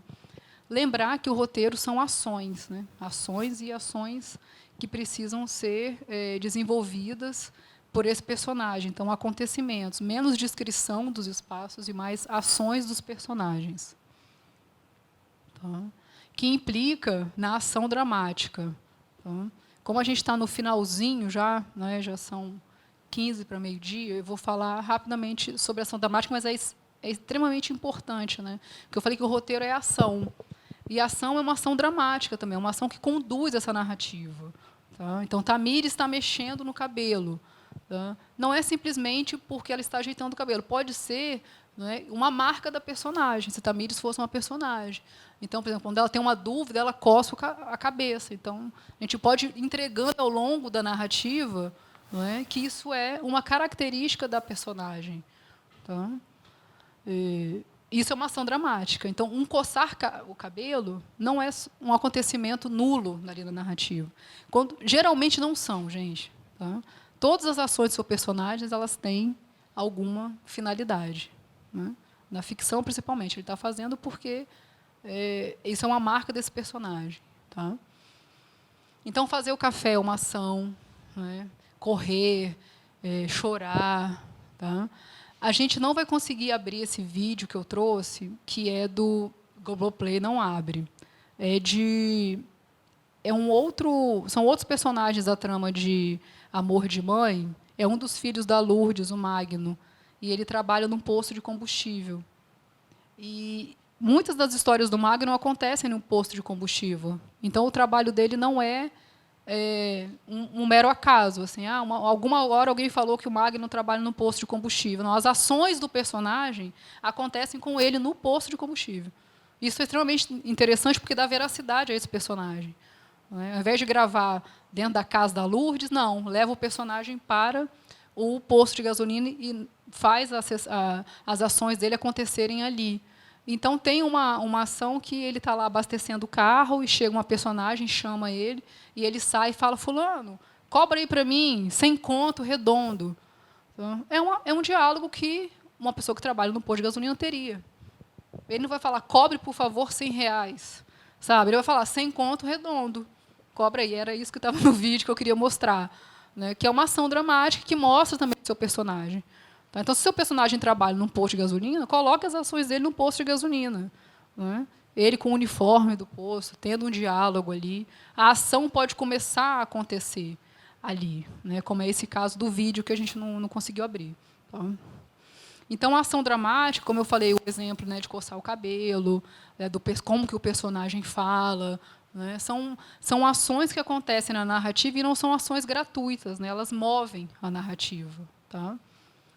Bom, quem quiser depois esse material, tá, a gente manda, então, porque vamos ter que passar rapidinho para ter tempo de conversar. E aí o último slide é esse, assim, a importância do diálogo com outras áreas. É claro que quando a gente vê um filme, uma série, a novela, a gente está vendo o produto final já, totalmente acabado. Então, já passou pelo roteiro, né, por várias leituras e várias versões desse roteiro. Tem a fotografia, a direção de arte. Né? Na casa da Lourdes, por exemplo, dentro da casa dela, na sala, tem uma escada, né, que leva para o segundo andar. Aquilo é típico de uma casa de periferia. Quem que morou na periferia que não tinha uma casa no meio da sala levando para o segundo andar? Né? Aí, do lado de fora, no quintal, tem um monte de planta de espada de São Jorge ali, plantada dentro de lata de tinta, sabe? E é assim, né? A casa da periferia, assim, a mãe que guarda as fotos do filho junto com as santas, né, para dar uma proteção para os filhos ou com as entidades, enfim. É claro que as outras áreas também contribuem muito para contar essa história. Tá? Então, a Lourdes, essa mãe de periferia, a gente também consegue entender isso através de outras contribuições das áreas do audiovisual, né? Não é só o roteiro.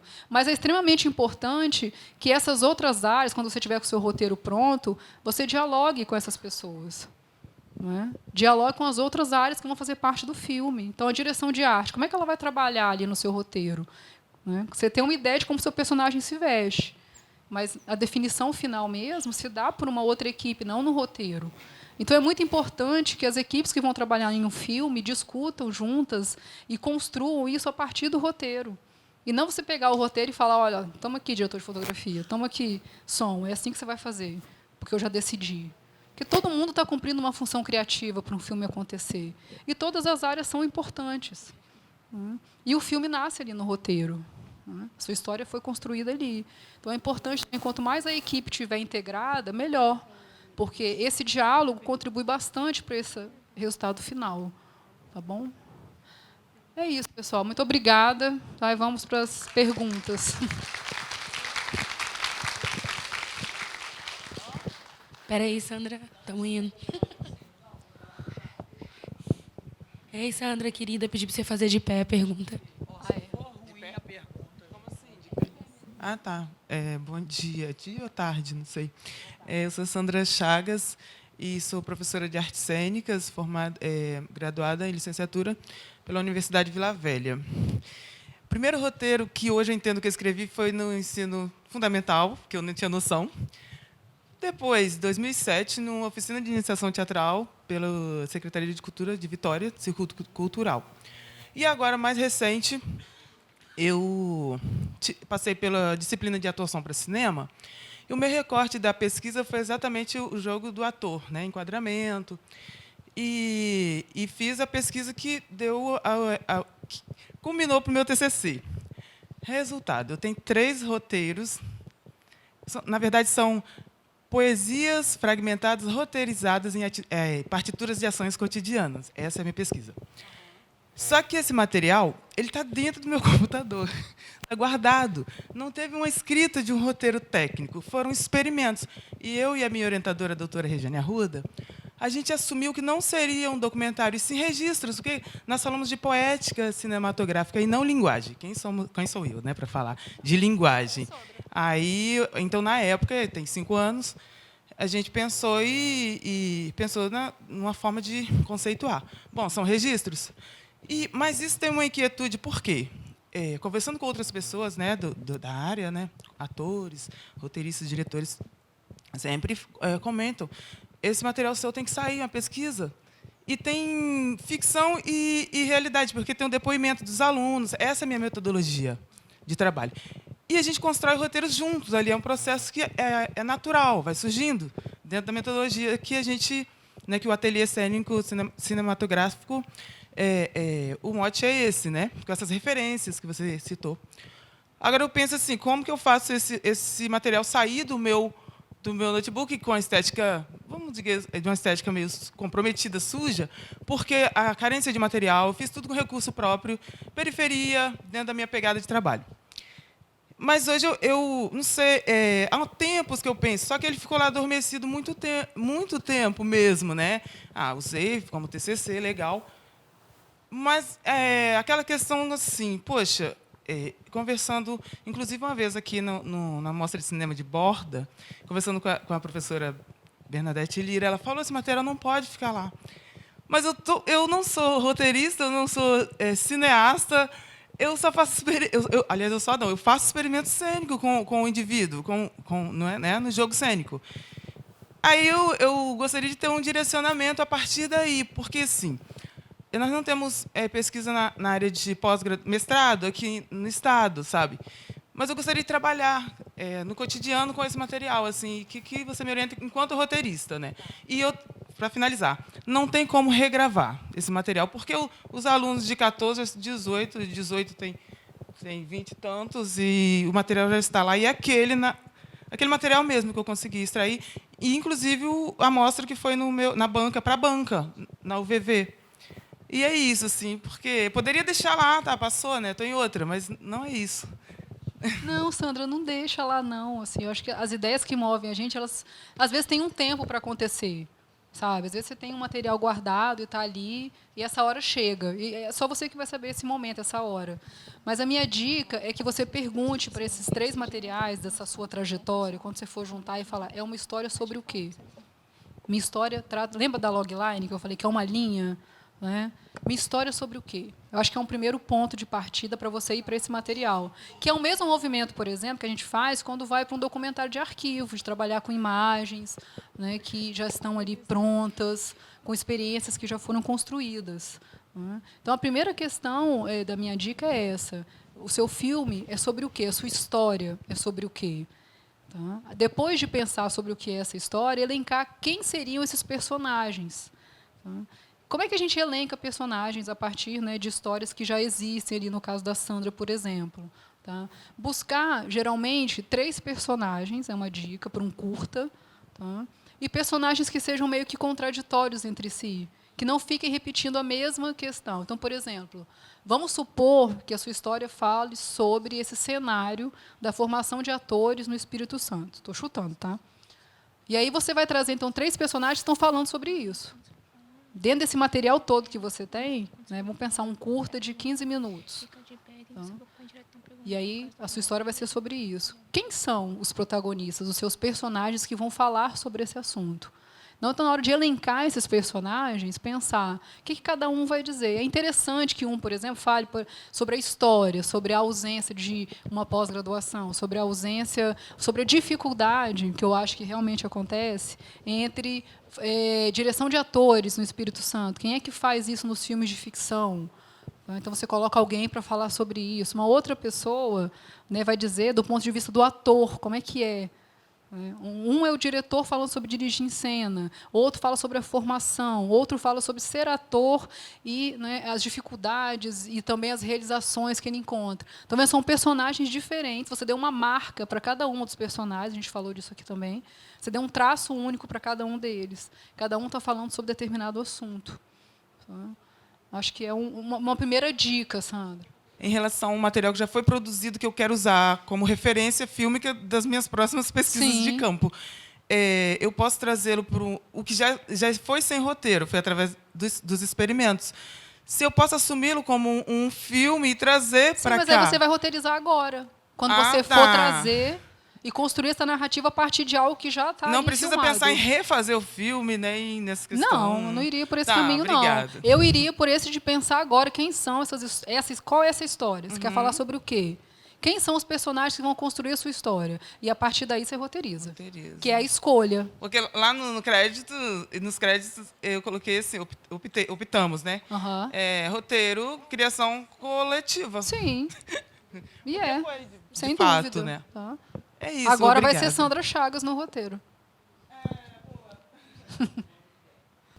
Eu queria fazer uma pergunta sobre a relação entre a montagem e a construção do roteiro. Dentro de um roteiro que flecha ali entre documentário e a ficção, né? Não sei se eu estou sendo clara assim, nessa síntese, né? Para ajudar a equipe. Claro, a relação entre a montagem e o roteiro num curta documentário ficção. Tá bom. Assim, o meu nome é Maria Zalim, eu também estou trabalhando com documentário, a gente está com os membros da equipe aqui. Queria que você abordasse assim, um pouco, né, como é que você trabalha essa ação dramática, né, como é que você desenvolve isso dentro do documentário. Tá bom. Gente, boa tarde. Sandy Vasconcelos, eu nem vou colocar as referências que eu tinha que falar com você, porque não tem tempo, era para ter parado um pouco antes para poder falar isso.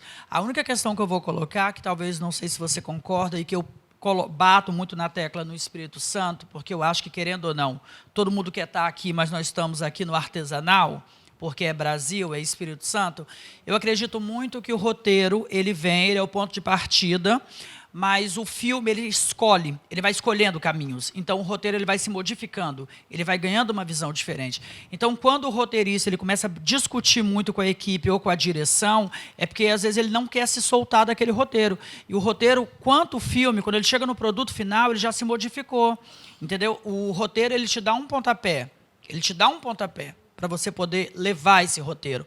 Mas, do papel até ele ser materializado, ele escolhe detalhes dele, entendeu? Nuances dele. Você acredita nisso? Bom, vamos lá.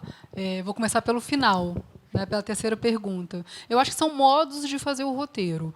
Então, tem, por exemplo, pessoas que vão para o set com um roteiro mais aberto, uma ideia de roteiro aberto, né, que o roteiro vai ganhando vida a partir das ações que são previamente pensadas por aquela equipe.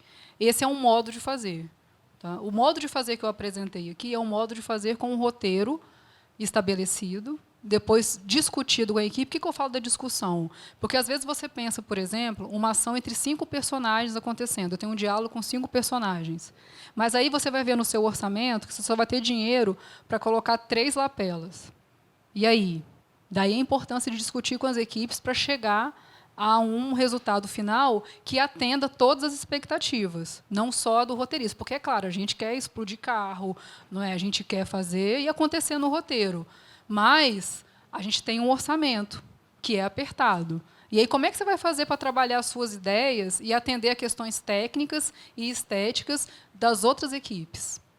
Não é? Porque a sua ideia está ali. Então, quando eu falo de dialogar com as outras equipes, é nesse sentido. Como que essa ideia vai se concretizar com o orçamento que você tem e com as limitações também que nós temos aqui no estado de produção. Não é? A gente tem roteiros, a gente tem orçamentos bem enxutos, a gente muitas vezes não tem o equipamento que a gente gostaria, né? Você, eu queria câmera tal, mas meu orçamento dá para a câmera X. Então, como é que a gente vai pensar? Daí a importância, quando eu falo disso, é de dialogar nesse sentido, né? Da gente também não levar um roteiro que não possa ser realizado. porque a gente, né, obviamente, vai querer fazer e acontecer no roteiro, porque as ideias estão ali. Mas aí, quando você se depara, né, com um orçamento apertado e com dificuldade mesmo de acesso ao equipamento, como é que fica a sua ideia? Então, se você discute isso no roteiro, você evita um problema lá na hora da produção, na hora que você está nas diárias de filmagem. Né? Você foi filmar, não tem dinheiro para fazer isso aqui, vamos fazer como? Se você discutiu lá atrás, e se você reconheceu que as outras equipes também são tão criativas e necessárias para a história acontecer quanto o roteiro, eu acho que é uma forma de valorizar também o trabalho do outro e é uma forma de fazer essa ideia acontecer de maneira equilibrada, né? Para depois não ter surpresas lá na hora. Né? Bom, sobre a coisa do documentário e ficção, a Fernanda perguntou sobre a coisa da montagem. No roteiro de ficção, que é esse roteiro que eu estou defendendo aqui, de um roteiro já escrito, que ele acontece, já chega pronto para a diária de filmagem, não é aquela história que vai ser mais aberta. Tá? No documentário, a montagem ela acaba definindo muito o que vai ser o seu filme. Quando você vai gravar um documentário, assim, você pode ter, obviamente, você tem um roteiro, mas um roteiro muito menos fechado. Você não tem os diálogos pré-definidos. Né? Então, na ficção, geralmente você vai para o set com é o ideal, né? É o que eu estou defendendo aqui, com os diálogos e as ações dramáticas já concluídas, você vai dirigir os atores. No caso do documentário, não. Você tem mais ou menos ideia sobre o que você vai perguntar, mas você não tem diálogo pré-construído. São aquelas pessoas ou aquela situação que está colocada ali que vai te dar isso. E a montagem no documentário ela é essencial. É a decisão assim do que vai entrar. É uma montagem. Aí que entra a questão ética que eu falei rapidamente. Né? O que diferencia a ficção do documentário? Na minha avaliação é esse momento. São as escolhas éticas que você faz na hora de montar o filme. Porque na ficção você tem atores vivendo aquela história. Né? No documentário, não. São pessoas que estão se abrindo, mostrando a realidade delas, mostrando o cotidiano. Tá? E aí, nessa escolha da montagem, é que você vai decidir. Tá? Então, para mim, se diferencia nesse momento. Tá, Fernandi? Na ficção, você já tem essa história pré-concebida, vivida por atores, tá? Que você pode, por exemplo, trocar em questões que são um pouco mais espinhosas. E ali, no documentário, não. Pode surgir alguma coisa e você vai se perguntar, eu coloco isso ou não? O que vai entrar de pensar um produto híbrido? Qual que é o... E qual que é a dúvida?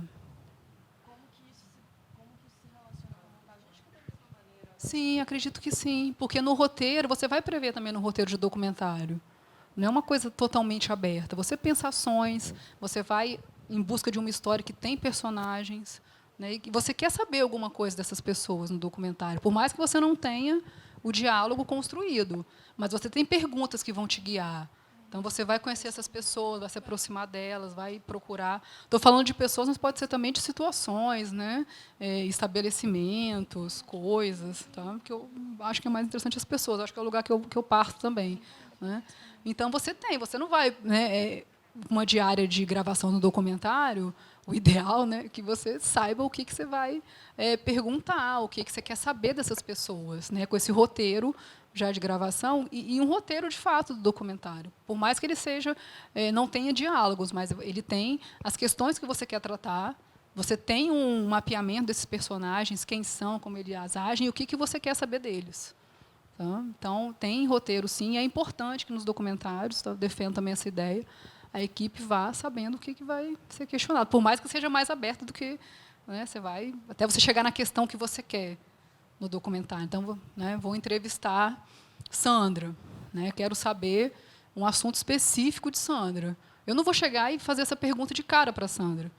Eu vou conversar com ela, vou, né, entrar nessa discussão, me aproximar, e aí eu vou, no meio da nossa conversa, levantar essa questão. Né? Então, existem também essas técnicas de abordagem no documentário, então, que às vezes leva um tempo, né, para você chegar até onde você quer ali. Então, e acho que tem a ver também com a sua pergunta, né, de construção desse personagem, que tem a ver com a sua história. A sua história é sobre o quê?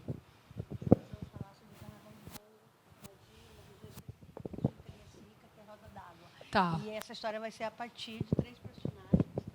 Então, a história sobre o Carnaval de Congo. Isso, o Carnaval de Congo. E a história vai ser contada por 3 personagens, que são 3 mestres. uma mestra, que é a única do Espírito Santo, uma mulher. Né? Então, ela vai ter um papel importante no nosso documentário, a mestra Darinha, né? Da banda de Congo, de lá de Roda d'Água, né? De Boa Vista, a banda dela. Então, esse documentário ele se estrutura a partir dessas 3 personagens que contam para a gente. Minha sugestão é vocês criarem esse traço único de cada personagem, que a gente falou aqui. Né? Uma mulher, por exemplo, é a primeira mulher. Então, é interessante falar sobre isso. Né? Por que as mulheres não estão ali? Como é que é para ela estar ali naquele lugar? Não é?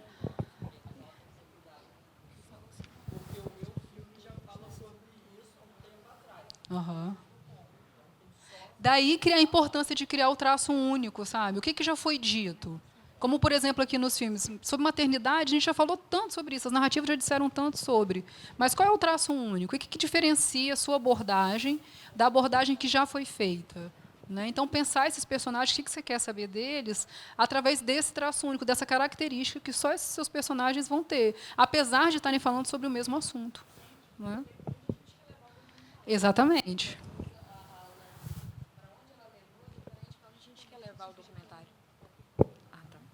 E também saber para onde o documentário vai andar. Porque, mesmo que fale sobre, a gente aborde a mulher, que não é o objetivo do nosso documentário, diferente do documentário dela, que o objetivo é falar de mulheres, mas saber para onde o documentário vai ser levado a partir dos personagens. Isso é bem legal. Não é porque a gente tem uma mulher em tela que a gente só precisa falar sobre questões de mulher. Você pode perguntar para ela, por exemplo, como é que é esse instrumento que você toca? E ouvir o que ela tem a dizer. E fazer a mesma pergunta para um homem, sabe? E aí você colocar essas questões. O que move esse carnaval de Congo? Né? Quais são as principais características dele? E seus 3 personagens, você pode elencar histórias em que eles 3 vão falar sobre essas experiências. Tá? De nada. Tem mais alguém? Tem que acabar? Ó, a Tati me disse que acha que tem que acabar. Tem, gente? Eu acho que tem que acabar. Obrigada, Gabriela. Obrigada, gente. Obrigada, pessoal. Valeu.